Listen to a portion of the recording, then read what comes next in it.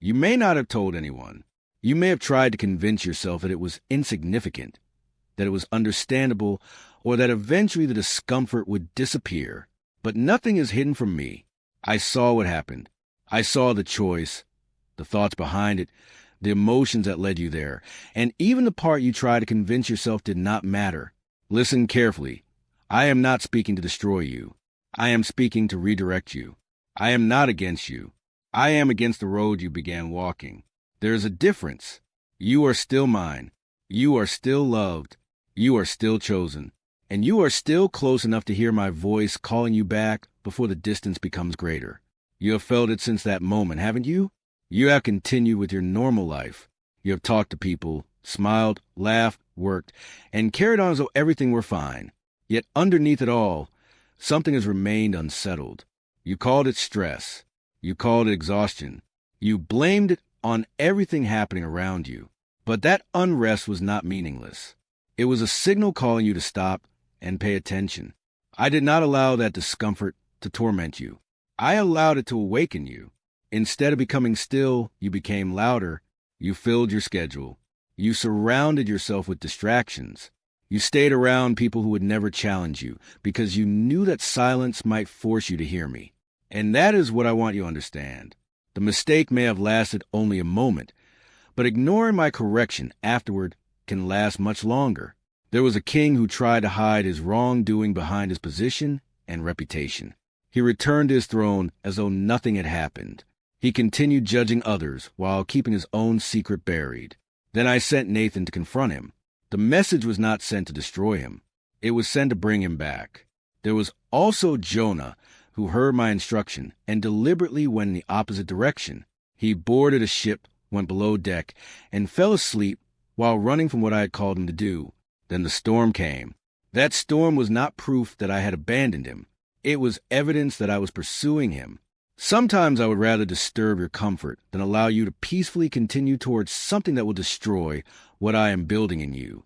That is why you must stop calling every difficult interruption a rejection. Some storms are warnings. Some closed doors are protection. Some uncomfortable pauses are invitations to turn around. You have been telling yourself that what happened was too small to matter. Perhaps the action itself was small, but the direction was not. A road can change by only 1 degree and still lead you miles away from where you intended to go.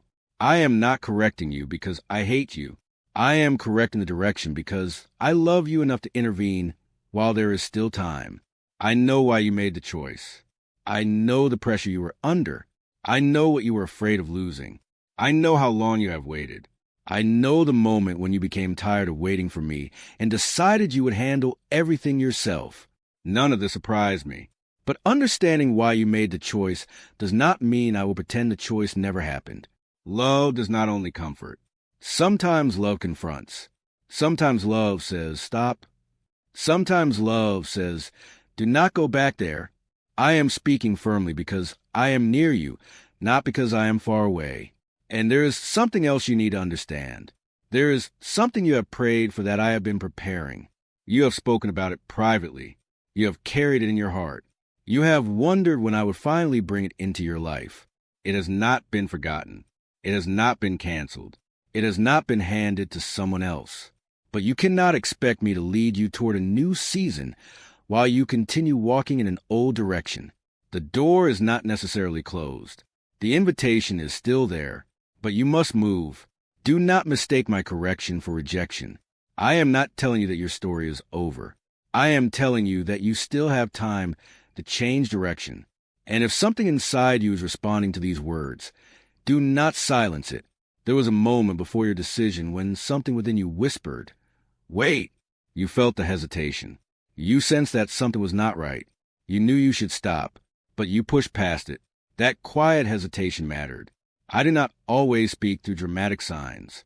Sometimes I speak through a quiet conviction that asks you to pause. Elijah discovered that my voice was not always found in the strongest wind, the earthquake, or the fire. Sometimes I speak in stillness, but you were not still. You were determined to move. Then another warning came, and another, a conversation you should have ended, a place you should not have returned to, a message you should have ignored. A relationship you should have reconsidered. Each time you ignored the warning, the sensitivity became weaker. That does not mean I stopped caring. It means your heart was becoming accustomed to ignoring what once troubled your conscience. Do not let that happen. Shame is not the same as correction. Shame tells you that you are hopeless. Correction tells you that you can turn around. Shame tells you to hide. Grace calls you into the light. Regret can teach you. Shame can imprison you. So do not sit in the dirt believing that staying miserable proves you are sorry. Get up, turn around, come home. Because the deeper issue was never only the action. It was trust. In that moment, you trusted your judgment more than mine. You looked at your circumstances and decided that my way was taking too long. You looked at the waiting and decided you needed a shortcut. You believed your understanding could protect you better than my guidance. But you only see part of the road. I see the entire journey.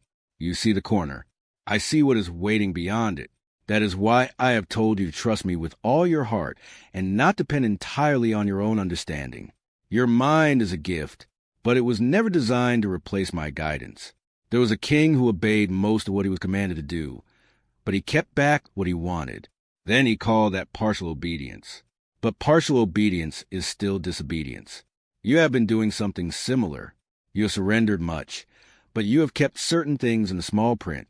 You have said, I trust you, while quietly keeping one part under your own.